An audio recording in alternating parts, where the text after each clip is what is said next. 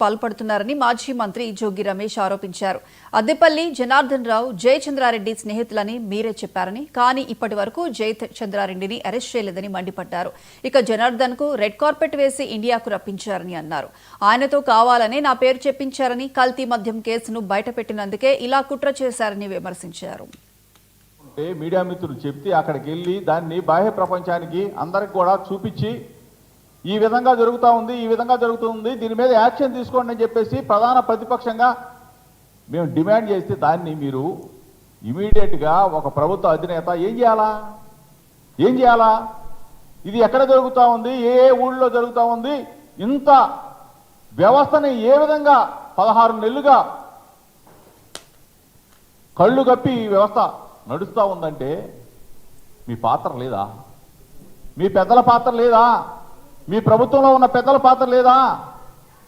చంద్రబాబు నాయుడు గారు, లోకేష్, ఎందుకు మీరు ఇవి దొంగ చాటుగా దీన్ని పక్కన పెట్టి ఈ అద్దేపల్లి జనార్దన్ జయచంద్రారెడ్డి ఇద్దరు స్నేహితులని చెప్పారు కదా, ఇద్దరు